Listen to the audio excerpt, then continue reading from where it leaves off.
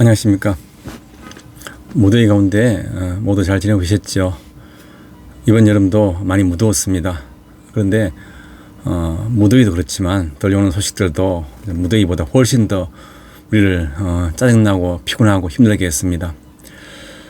우리나라를 어떻게 해서라도 뒤흔들고 기어코 망하게 하려고 온갖 술책을 꾸미고 있는 극좌 세력들은 하루도 빠짐없이 우리 모두의 인내심을 시험하고 있는 것 같습니다.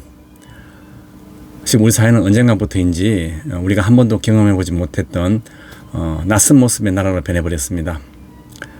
저는 지난 한 60년 동안에 이 땅에 살아오면서 참 많은 경험을 했는데, 우리 사회가 혹시나 내가 예전에 그렇게도 끔찍이도 싫어했던 군사 독재 시대나 아니면 그보다 더 못한 방향으로 흘러가지 않는가 심히 걱정이 됩니다.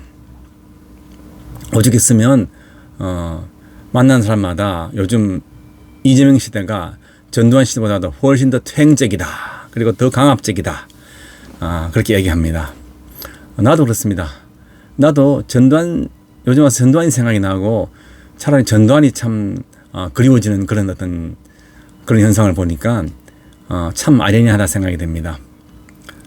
전두환 군사정권은 깡패 같은 그런 강압적인 분위기는 있었습니다. 하지만 지금처럼 이렇게 위선적이고 국민들의 패를 가르고 또 조롱하고 우리를 가지고 노는 듯한 그런 느낌은 주지 않았다고 생각합니다.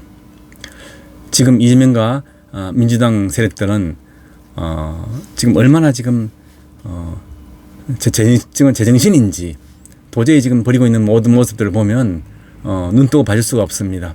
얼마나 심했으면 많은 사람들이 아예 신문 방송을 끊고 살고 있습니다. 저도 신문 방송을 보지 않은 지 오래됐습니다. 화병 때문에 도저히 살 수 없다는 사람도 많습니다.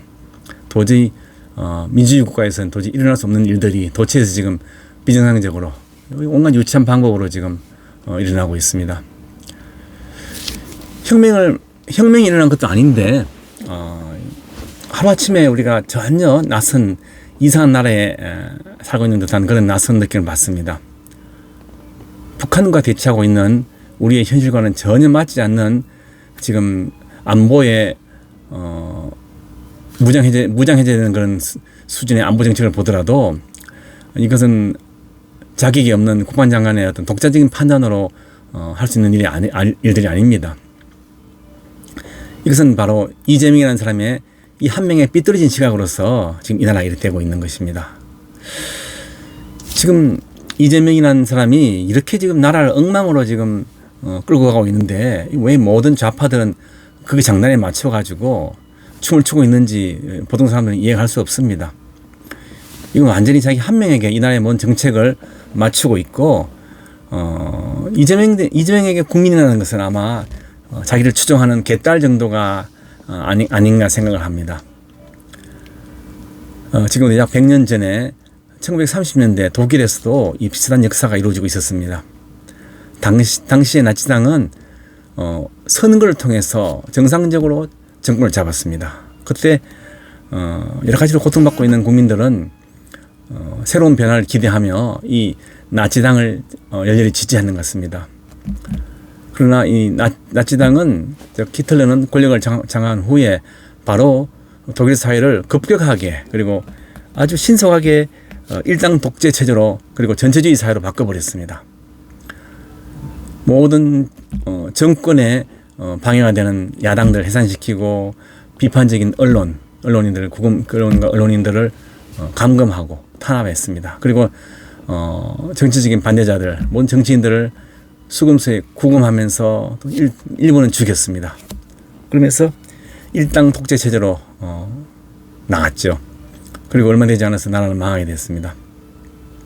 물론 대한민국의 현재 상황을 나치 독일과 꼭 같다고 볼 수 없지만, 권력을 장악한 후에 사회 전반적인 질서를 약화시키고 국민들과 반대파들을 길들이는 여러 가지 과정을 보니까 당시의 독일과 아주 유사한 모습들이 나타나고 있습니다. 언론에서는 제대로 보여주지 않고 알려주지 않아서 그렇지, 지금은 이재명을 위한 나라, 이재명의 한 명을 구하기 위해서 온 나라가 희생하는 그런 나치 시대의 어떤 전체주의적 모습을 그대로 보여주고 있습니다. 민주국가의 모양은 그대로 띄고 있습니다. 그렇지만 사법부의 독립성을 한번 보십시오.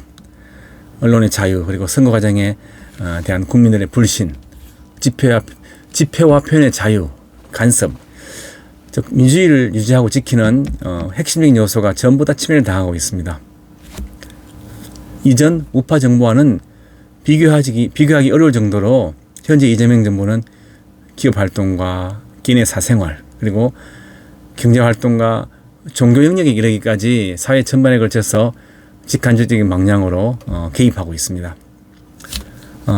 아시다시피 바쁜 기업가들을 불러서 광주 지역에 반도체 공장을 거의 반강제적으로 유치하게 했습니다.